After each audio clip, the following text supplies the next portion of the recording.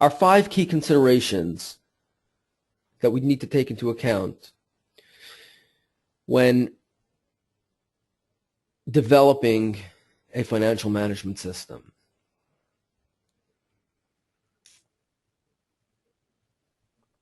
Again, the structure, the activities of our organization, the volume and the type of financial transactions, the resources, and the reporting requirements. Different structures, whether structure and line management or structure and operational structures, different activities,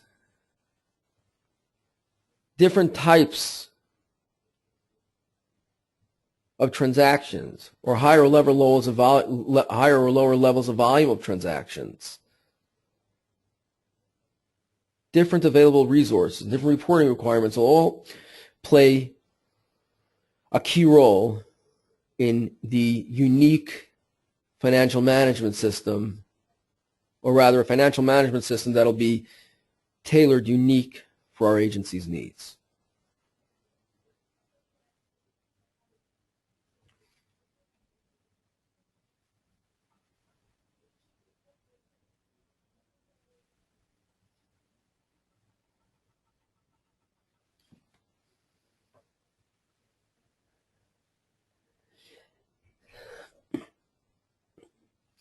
Now, those 5 considerations will help us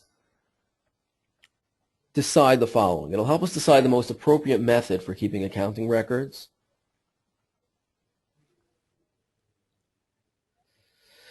It'll help us decide the most appropriate coding structure for transactions. It'll help us to decide the most appropriate financial policies. And it'll help us decide the most appropriate financial reporting routines. Without knowing where our agency stands in relation to these 5 pointers, we have no way of identifying the best method for keeping accounting records. We have no way of identifying the best coding structure for transactions. We have no way of identifying the best financial policies, and we have no way of identifying financial reporting routines.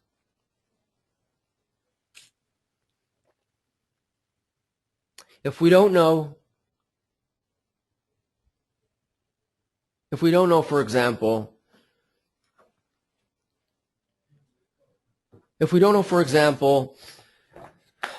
just say random, how often we need to file reports, we'll never know if we'd be able to perhaps more efficiently produce those reports with a computer program, or if we'd be able to more efficiently produce those reports by outsourcing the tasks. If we don't know, say, the terms on our accounts payable, we don't know the dates they're due. We don't know the levels of interest we may be paying on them. We have no way of identifying what the best financial policy might be. Is it cheaper for us perhaps to pay everything in cash? Take a look at our cash flow projections. Do we have sufficient levels of cash to pay for everything right away? Do we have money sitting in the bank collecting interest, giving us a higher yield than the interest we may have to pay on accounts payable? Without knowing this, we have no way of identifying the most appropriate financial policies. If we don't know what transactions we typically do, we have no way of setting up a coding structure for those transactions.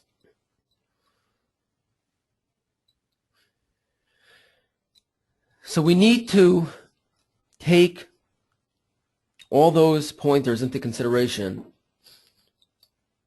in order to help us decide on the most appropriate method for keeping accounting records, the most appropriate coding structure for our transactions, the most appropriate financial policies for our agency, and the most appropriate and most efficient financial reporting routines.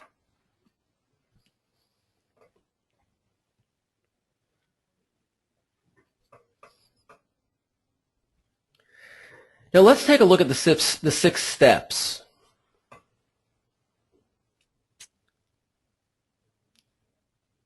that are required to develop a bookkeeping system. Number 1, we need to have an organization chart and job descriptions of the staff. Number 2, we need to produce a budget based on activity plans.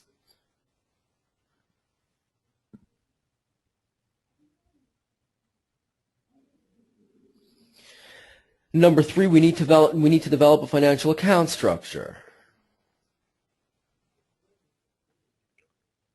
including a chart of accounts and a project cost centers.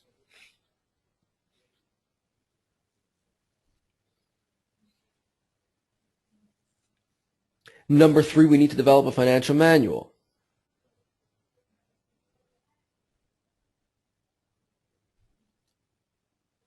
Number 5, we need to keep financial records.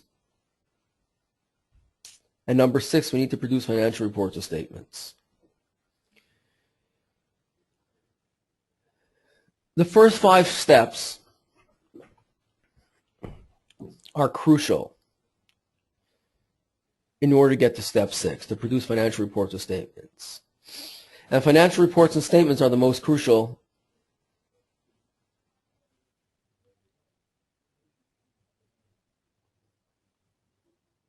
to successfully manage our agency's finances. Again, we need to develop an organization chart, and we need to have job descriptions of the staff. We need to produce a budget based on activity plans. We need to develop a financial account structure, including chart of accounts and project cost centers. We need to develop a financial manual or file of established financial policies and procedures. We're going to look at all these in a drop more detail in just a minute. But let's just get these 6 steps clear and concise before we move on. We need to keep financial records, and we need to produce financial reports or statements. Now, each step is called a step because that's just what it is. In order to, say, produce a budget based on activity plans, we need to first have an organization chart and job descriptions of staff. We need to develop a budget based on activity plans, the activities that will be delegated to specific staff, to specific to specific departments. In order to develop a chart of accounts or project cost centers, we need to have budgets for based on each specific activity plan. In order to develop financial manual, we need to have those chart of accounts and project cost centers. In order to keep financial records, we need to have a finance manual. And in order to produce financial reports and statements, we need to have the financial records. These are the 6 steps to developing a successful bookkeeping system.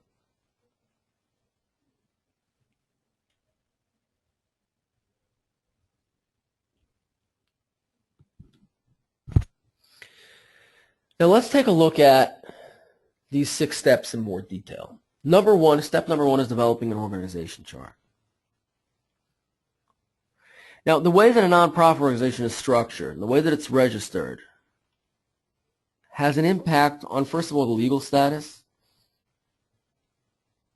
second of all, the accountability, and third of all, the transparency.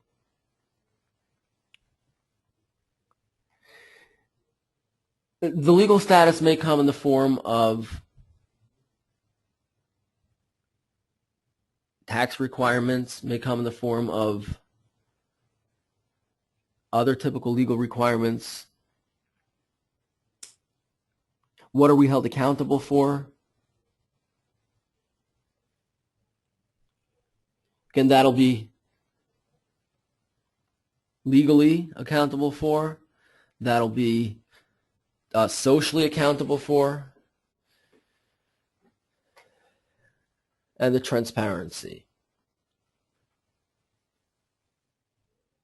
Are we required to file 990s? Are we required to open our books to everybody that may want them? Now, every nonprofit organization should have a founding document, such as a constitution memorandum and articles of association. Now, the Constitution will describe the name and registered address of the nonprofit organization, the objectives of the organization and target group, the system of accountability, for example, who's the governing body, what powers do they have, what responsibilities do they have, and also how the nonprofit organization raises its funds.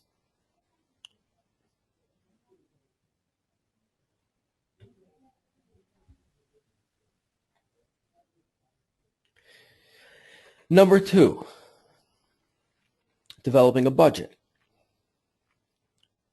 Step number 2 in developing a bookkeeping system. So we need to first develop a budget. A budget is typically derived from the organization's vision,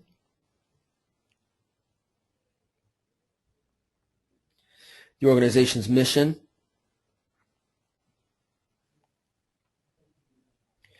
the organization's goals,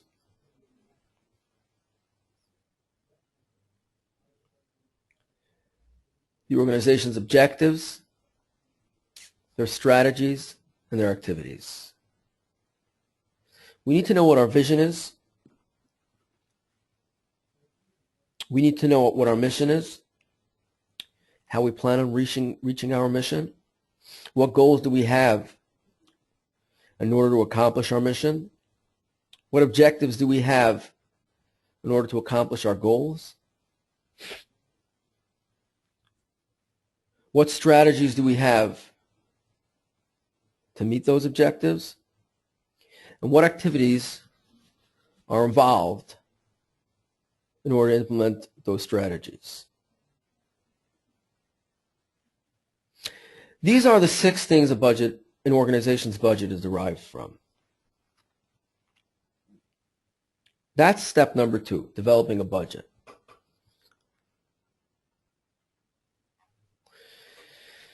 Step number 3